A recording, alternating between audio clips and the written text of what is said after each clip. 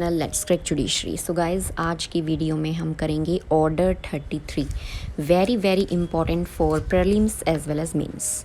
तो चलिए ऑर्डर 33 को करते हैं इंडिजेंट पर्सन्स के बारे में, यानी कि जब इंडिजेंट पर्सन सूट करते हैं तो उसमें क्या प्रोसीजर होगा।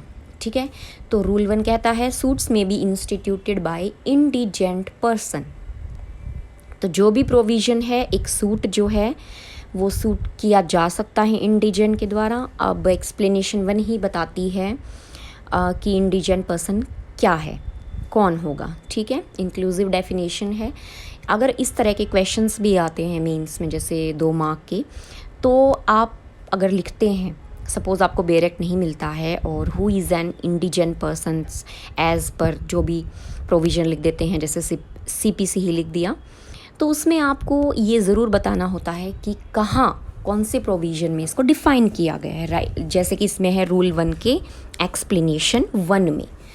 तो यहाँ क्या कहता है, किसको बताया है, 2 कैटेगरी डिफ़ाइन की है कि if he is not possessed of sufficient means, ठीक है, उसके पास सफिशिएंट मीन्स नहीं है, और यहाँ उस प्रॉपर्टी को छोड़ा है, that property will be exempt from attachment, यानी कि वो प्रॉपर्टी जो किसी और केस में सपोज एग्जीक्यूशन की में अटैचमेंट में है, तो वहाँ पे उसको छोड़ा जाएगा, और उसको छोड़ के जो भी सफिशिएंट मीन्स हैं उसके पास नहीं है to pay the fee prescribe for plaint, तो वो कौन हो जाएगा, इंडिजेंट। या और वर्ड है बी हो सकता है, अगर सपोज़ कीजिए कोई फ़ी प्रिस्क्राइब नहीं है तो उसके पास 1000 रुपीज़ नहीं है। ठीक है, उसके पास अगर फ़ी प्रिस्क्राइब नहीं है तो 1000 रुपये उसके पास नहीं है। अदर, अब वहीं पे दोबारा अदर हो गया कि that property in execution attachment वाली, उसको छोड़ा जाएगा। एक्सप्लेनेशन 2 कहती है any property which is acquired by a person after the presentation of his application for permission, यानी कि कोई प्रॉपर्टी है जो उसने एक्वायर की है, किसके बाद, जो ये इंडिजेंट की एप्लीकेशन की परमिशन के बाद उसने एक्वायर की है, लेकिन एप्लीकेशन का भी डिसीज़न नहीं आया। ध्यान रखना, टाइम पीरियड क्या हो गया, presentation of application and before the decision. इस मिड वाला जो टाइम है, वो अगर उसमें कोई प्रॉपर्टी एक्वायर कर लेता है कोई पर्सन, तो वो भी माना जाएगा। That property shall be taken into account for considering that the person is indigent or not. Then explanation 3 कहती है वेयर द प्लेंटिफ, ठीक है, प्लेंटिफ जो है रिप्रेजेंटेटिव कैपेसिटी में अगर है, तो क्वेश्चन है अगर कि वो इंडिजेंट है या नहीं, तो वो भी यहाँ पे डिटरमाइन किया जाएगा रिगार्डिंग उसके पास मीन्स हैं या नहीं टू पे द फी। ठीक है, फिर उसके बाद आता है 1A। 1A में देखो क्या कहता है, इंक्वायरी। अब किस चीज़ की इंक्वायरी होगी, that person is indigent or not. So every inquiry into the question whether or not a person is an indigent person, तो वो कौन करेगा, चीफ मिनिस्टीरियल ऑफिसर। ध्यान रखना, चीफ मिनिस्टीरियल ऑफिसर कोर्ट का जो होगा वो करेगा कि वो पर्सन जो है इंडिजेंट है या नहीं। अपनी कैपेसिटी में वो जो भी रिपोर्ट जो है फिर कोर्ट में पेश करेगा। सेकंड फिर जो रूल है वो कहता है कंटेंट्स ऑफ एप्लीकेशन। भैया क्या क्या होगा एप्लीकेशन में, every application for permission to sue as an indigent person shall contain the particulars, ठीक है, required in regard to plaints in suits, यानी कि एक शेड्यूल होगा जिसके अंदर मूवेबल इमूवेबल जो भी प्रॉपर्टी रिलेटेड है एप्लीकेंट से वो लिखी जाएगी, उनका एस्टिमेटेड वैल्यू निकाला जाएगा। फिर है third, presentation of application. The application shall be presented to the court by the applicant in person, ठीक है, वो खुद ही पेश करेगा। एग्जेम्प्ट की जो मतलब पावर है वो कोर्ट दे सकता है अगर वहाँ पे वो चाहता है कि किसी ऑथराइज्ड एजेंट के द्वारा वो सारे क्वेश्चन जो पूछे जा रहे हैं कोर्ट में वो दे सकता है, तो वो वहाँ पे क्या होगा, कोर्ट उसको परमिशन देगा और फिर वो उसी हिसाब से जो पर्सन एजेंट है वो एग्जामिन किया जाएगा। प्रोवाइजो फिर कहता है देखो that where there are more plaintiff than one, एक से ज़्यादा प्लेंटिफ हैं, it shall be sufficient if the application is presented by one of the plaintiff. देखो प्रोवाइज़ो वगैरह एक्सप्लेनेशन से प्रीलिम्स में क्वेश्चंस आ सकते हैं, जिस तरह से ये दे दिया जाए कि मान लो प्लेंटिफ हैं एक से ज़्यादा, इंडिजन की एप्लीकेशन डालनी है, तो क्या एक एप्लीकेशन सफिशिएंट होगी? तो वो चीज़ें आपको ABCD करके दे दिया जाएगा और आपको फिर बतानी होगी। It shall be sufficient if the application is presented, तो यानी कि एक प्लेंटिफ जो है उन सब में वो भी दे सकता है, ठीक है। उसके बाद है rule 4 examination of applicant, where the application is in proper form, ठीक है, और ड्यूली प्रेजेंट की गई है, तो कोर्ट क्या करेगा? एग्जामिन करेगा एप्लीकेंट को या फिर उसके एजेंट को, जो भी थर्ड में जैसे बताया अगर एग्जामिशन है तो। When the applicant is allowed to appear by agent, मैंने बताया अभी, regarding the merits of the claim and property of the applicant. तो फोर्थ में क्या आ गया? एग्जामिनेशन। थर्ड में क्या है? प्रेजेंटेशन। और सेकंड फिर सब रूल है, if presented by agent court में order applicant to be examine by the commission. अगर एजेंट ने प्रेजेंट की है तो फिर वहाँ पे कोर्ट ऑर्डर्स कर सकता है एप्लीकेंट को कि वो एक कमीशन द्वारा एग्जामिन करवाया जाए। Where the application is presented by an agent, court में if it thinks fit order that the applicant be examine by commission in the manner in which the examination of an absent witness.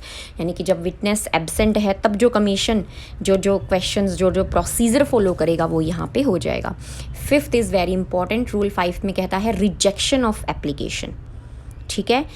Mains का question ही बन जाता है सीधा सीधा कि application को कब कब रिजेक्ट किया जा सकता है। The court shall reject an application for permission to sue an indigent person. अब देखो ABCD इसमें सारी आ जाएंगी। ए, जब रूल 2 और 3 फॉलो नहीं हुआ, यानी कि कंटेंट और प्रेजेंटेशन ढंग से नहीं हुआ तो वहाँ पे रिजेक्ट हो जाएगी। बी, जब वो इंडिजेंट है ही नहीं, ठीक है, एप्लीकेशन ही उस चीज़ की है और वो है ही नहीं, उसके पास खूब प्रॉपर्टी है, जो भी है वो जो लिमिट है उससे फालतू है, एक्स्ट्रा है, तो फिर वहाँ पे रिजेक्ट हो जाएगी। सी में है, जब उसने ये प्रेजेंट की एप्लीकेशन उससे 2 महीने पहले ही कोई प्रॉपर्टी को डिस्पोज किया फ्रॉडुलेंटली, यानी कि सपोज़ किसी के नाम करवा दिया लेकिन ऐसे ही फेक कि भाई मेरे पास प्रॉपर्टी नहीं है और वो बाद में उससे ले भी ले प्रॉपर्टी कि मैंने ऐसे सूट करना इंडिजेंसी में और आप ऐसे ऐसे प्रॉपर्टी जो है उसको ले लीजिए कुछ टाइम के लिए, मतलब फ्रॉड, ठीक है, फ्रॉड हो गया ना। तो ये अगर 2 महीने पहले ही किया प्रेजेंटेशन से तो फिर वहाँ पे क्या होगा? रिजेक्ट हो जाएगी। और in order to be able to apply for permission to sue as an indigent person.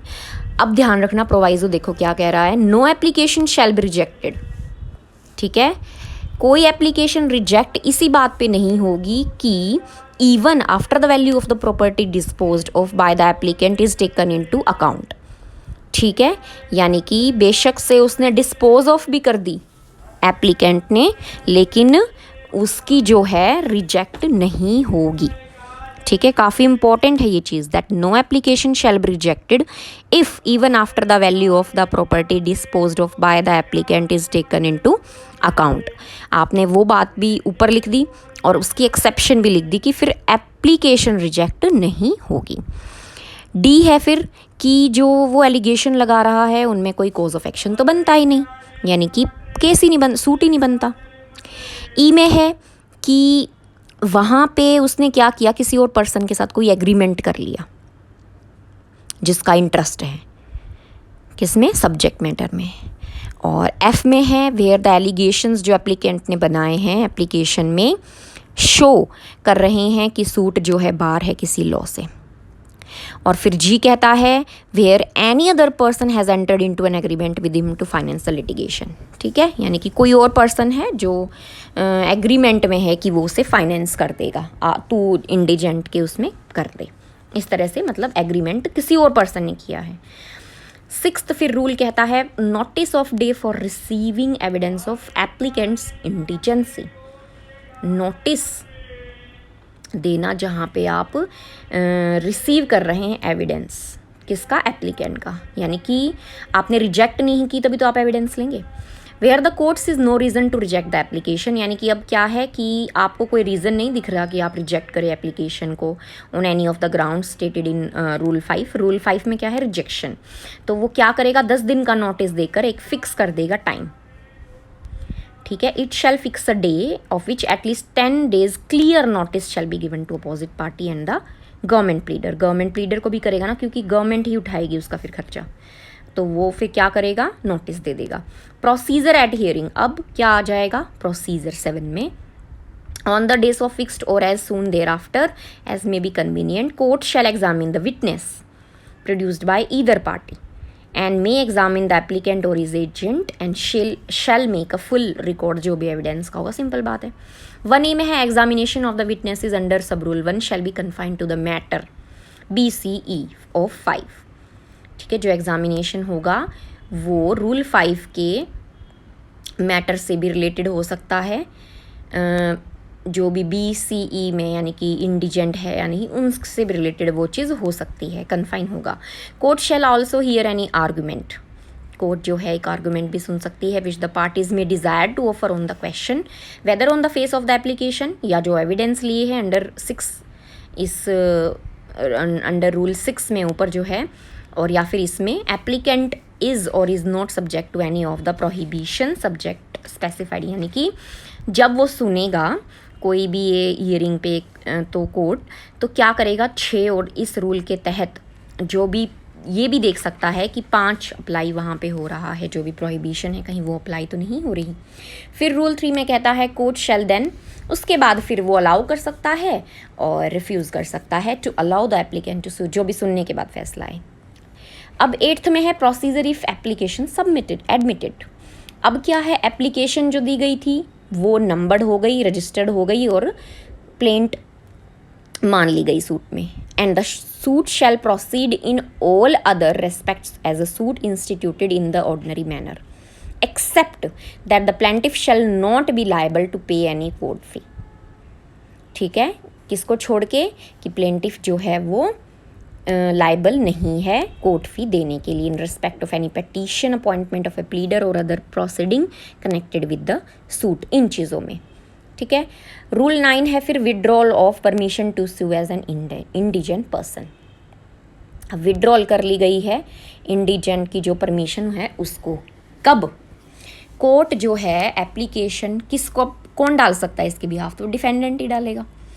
7 दिन के अंदर, जब उसको नोटिस दिया 7 दिन के अंदर अंदर जो है डिफेंडेंट की एप्लीकेशन पे परमिशन है जो दी गई थी उसको वापस लेगा।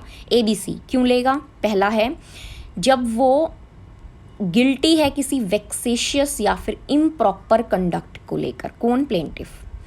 अगर B में लग रहा है कि भाई वो तो अब इंडिजेंट पर्सन के तौर पे नहीं कंटिन्यू कर सकते, या फिर C if plaintiff entered with any other person with an agreement। ठीक है, किसी चीज़ को लेके वो एग्रीमेंट में है under which any other person यानी कि दूसरे पर्सन का जो है इंटरेस्ट है उस सब्जेक्ट मैटर में, तो उसके साथ उसने एग्रीमेंट कर लिया है कि भाई मैं ऐसे ऐसे इंडिजेंट के उस पर जो है सूट फाइल करूँगा, ठीक है, सूट इंस्टीट्यूट करूँगा इस तरह से। 9A में है court to assign a pleader to an unrepresented indigent person, यानी कि 1 में देखो क्या कहता है।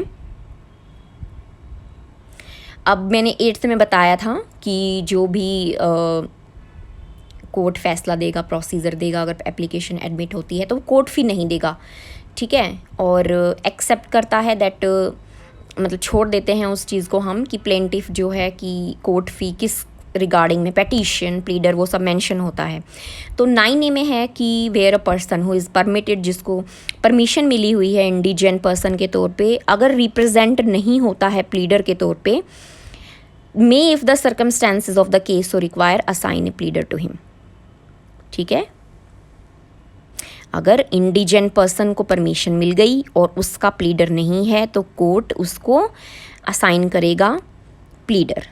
और सेकंड में बताया गया है जो रूल होंगे वो high court plus state government की प्रीवियस अप्रूवल होगी रिगार्डिंग कि क्या तरीका होगा प्लीडर को सिलेक्ट करने का, फैसिलिटीज़ क्या होंगी, या फिर any other matter which is required to be or may be provided by the rules for giving effect to the provisions of sub rule 1। 10 में फिर है costs where indigent person succeed, यानी कि अब क्या है, इंडिजेंट पर्सन केस जीत गया, where the plaintiff succeed हो जाता है सूट में, कोर्ट फिर क्या करेगी, उस जीते हुए जो भी केस है उसमें से कोर्ट फी को डिडक्ट कर लेगी। कितनी, जो पे होती अगर वो परमिशन उसको ना मिलती तो वो कौन रिकवर करेगी? State government from any party, किसी भी पार्टी से जिसको बोला गया है टू पे द सेम। ठीक है, पीटी में आता है ये, तो इसको अंडरलाइन कर लेना जैसे मैंने किया हुआ है। Shall be recoverable by the state government from the state of the deceased, from the plaintiff too, मतलब प्लेंटिफ भी हो सकता है, डिफेंडेंट भी हो सकता है, जो सूट में जिसको भी बोला गया है। Shall be recoverable by the state government from any party order to pay the same.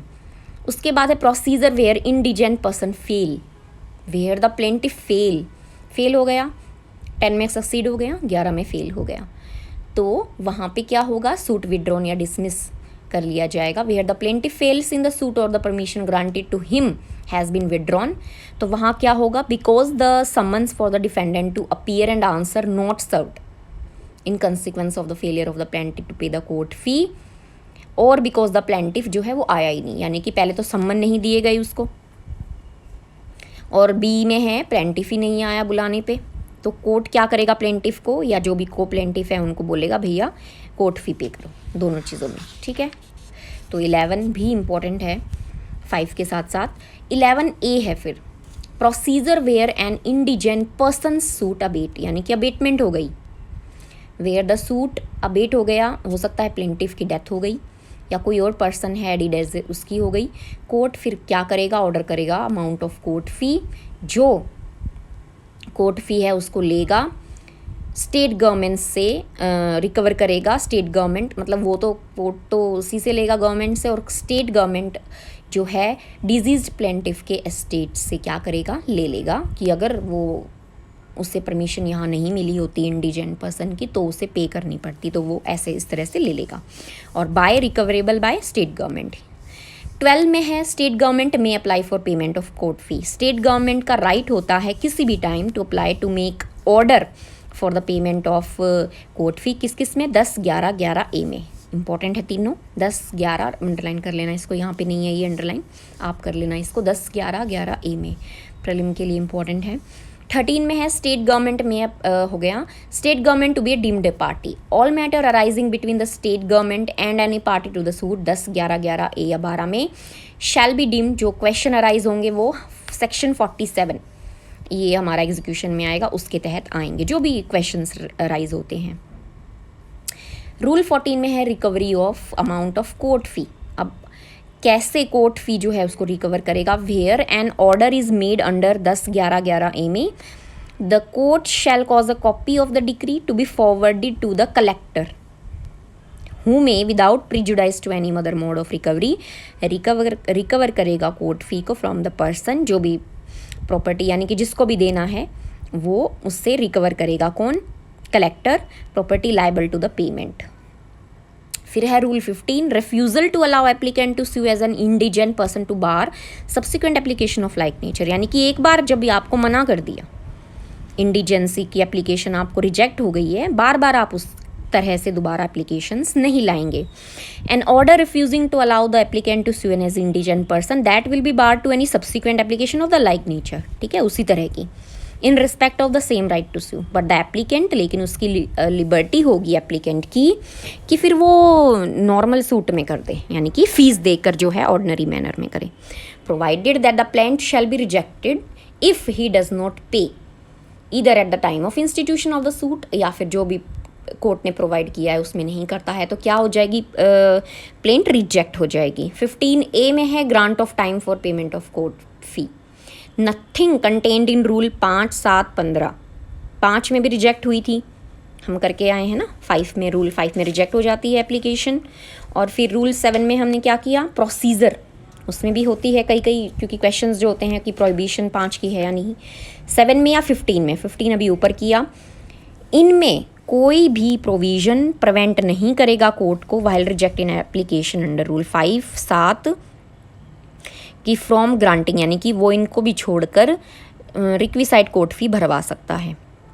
ठीक है, तो वो टाइम भी दे सकता है एप्लीकेंट को to pay the fee. Nothing contained in rule 5, 7, 15 shall prevent a court while rejecting an application under these under 5 और 7 from granting, यानी कि इनको भी अगर मान लो रिजेक्ट भी करनी है तो भी ये कोर्ट की मर्जी है, वो टाइम दे सकता है एप्लीकेंट को कोर्ट फ़ी का, ठीक है, 5, 7, 15 में जो भी हो वो टाइम दे सकता है। It may grant time to the applicant to pay the court fee within such time as may be fixed by the court or extended by court from time to time. The suit shall be deem to have been, और suit मान लो time भी बढ़ा दिया तो वही माना जाएगा कि जब वो इंडिजेंट की एप्लीकेशन डाल रहा था उसी डेट को माना जाएगा कि भाई उसने जो है उसका सूट इंस्टीट्यूट माना जाएगा उस लिमिटेशन पीरियड में। 16 में है फिर कोस्ट वही है ऑफ एन एप्लीकेशन जो भी है permission to sue as indigent person and of an inquiry to indigency shall be costs in the suit, यानी कि जो इंक्वायरी भी हुई है, जो खर्चा हुआ है वो भी इंक्लूड हो जाएगा सूट की कोस्ट्स में, यानी कि किसी भी जो भी कोस्ट का रिजल्ट आता है जिस भी पार्टी को देना है। 17 में है defence by an indigent person, यानी कि अगर डिफेंडेंट है who desires to plead a set of, यानी कि डिफेंडेंट सेट ऑफ और काउंटर क्लेम करना चाहता है तो वो भी अपना क्लेम एक इंडिजेंट पर्सन के तौर पे यहाँ पे कर सकता है, जो भी ऊपर अप्लाई हुआ है वो उस पर भी हो जाएगा। लास्ट है very important, power of government to provide for free legal services to indigent person. Rule 18 very important, subject to the provision of this order central या स्टेट गवर्नमेंट कुछ अलग से प्रोविज़न बना सकते हैं जो उन्हें ठीक लगता है कि जो इंडिजेंट पर्सन है उसे एक लीगल सर्विसेज जो हैं वो फ्री में दी जाएं। सेकंड में है फिर वही कि रूल जो हैं कौन बनाएगा, high court plus state government की प्रीवियस अप्रूवल से सप्लीमेंट्री जो भी प्रोविज़न होंगे मेड बाय द सेंट्रल और state government for providing free legal service to indigent person. यही बात है, एक ही बात है मेन, ठीक है। तो ये हमारा ऑर्डर 33 कंप्लीट हो गया है। तो अगर आपको ये ऑर्डर अच्छी तरह समझ में आया है तो वीडियो को लाइक और चैनल को सब्सक्राइब कीजिएगा। थैंक